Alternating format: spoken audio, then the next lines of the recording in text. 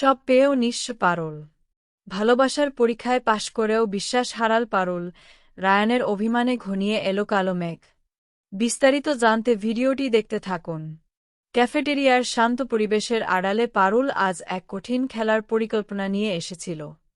তার একমাত্র লক্ষ্য ছিল রায়ানের মনের গহীনে সযত্নে লুকিয়ে রাখা সেই সত্যকে বের করে আনা, যা সে দীর্ঘকাল ধরে এড়িয়ে চলছে। পারুল জানত, সহজ কথায় রায়ানের মুখ খোলা সম্ভব নয়, তাই সে আবেগকে হাতিয়ার হিসেবে ব্যবহার করার পথ বেছে নেয়।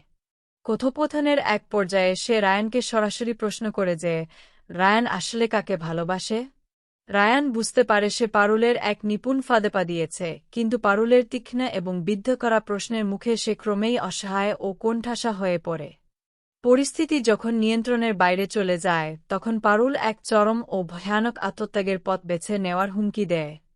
সে রেস্টুরেন্টের ছাদ থেকে ঝাঁপ দেওয়ার ভয় দেখিয়ে রায়ানকে সত্য বলতে বাধ্য করার চেষ্টা করে। পারুলের চোখে মুখে থাকা তীব্র যন্ত্রণা আর জেদ দেখে রায়ান বিচলিত হয়ে পড়ে। সে বারবার পারুলকে বোঝানোর চেষ্টা করে শান্ত হতে। কিন্তু পারুলের ভেতরে তখন সত্য জানার তীব্র আকাঙ্ক্ষা কাজ করছিল। রায়ানকে আর কোনো সুযোগ না দিয়ে সে মুহূর্তের মধ্যে উঁচু বিল্ডিংয়ের ছাদ থেকে নিচের দিকে ঝাঁপিয়ে পড়ে। পারুলকে চোখের সামনে পড়ে যেতে দেখে রায়ান দিশেহারা হয়ে আর চিৎকার করে ওঠে। তার সমস্ত আড়াল করা অনুভূতি বাদ ভেঙে বেরিয়ে আসে।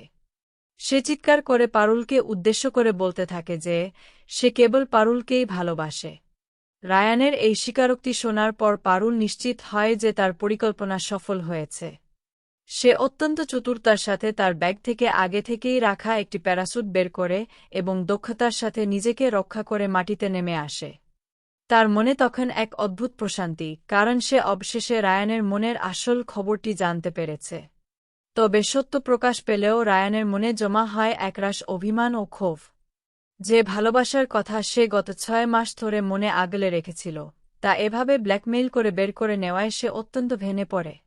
রায়ান আক্ষেপের সুরে বলে, আমি গত 6 মাস ধরে তোকেই ভালোবাসি। জীবনে অন্য কিছুর জন্য আমি এত স্ট্রাগল করিনি যতটা তোকে পাওয়ার জন্য করেছি। কিন্তু আজ তুই সেই সুন্দর স্বপ্নটা এভাবেই ভেঙে চুরমার করে দিলি। তুই আমাকে ঠকিয়েছিস পারুল। পারুল আত্মপক্ষ সমর্থন করে বলে যে সে তাকে ঠকায়নি, কিন্তু রায়ানের বিশ্বাস তখন টলে গেছে। রায়ান হতাশ হয়ে বলে ওঠে যে তার নতুন করে স্বপ্ন দেখার ইচ্ছাটুকু আজ শেষ হয়ে গেল। তার এই কথাগুলো পারুলের হিজ্জে তীরের মতো বিঁধতে থাকে। রায়ানের চলে যাওয়া দেখে পারুল স্তব্ধ হয়ে দাঁড়িয়ে থাকে এবং মনে মনে আক্ষেপ করে ভাবে যে রায়ানের ভালোবাসা অর্জন করেও সে যেন মুহূর্তের মধ্যে সবকিছু হারিয়ে ফেলল। ব্যথাতুর হিজ্জে সে ঈশ্বরের কাছে প্রশ্ন করে, হে ভুবনেশ্বর, কেন আজকের দিনটা আমাকে এভাবে দেখতে হল? বীজের আনন্দ মুহূর্তেই এক গভীর বিষাদে পরিণত হয়।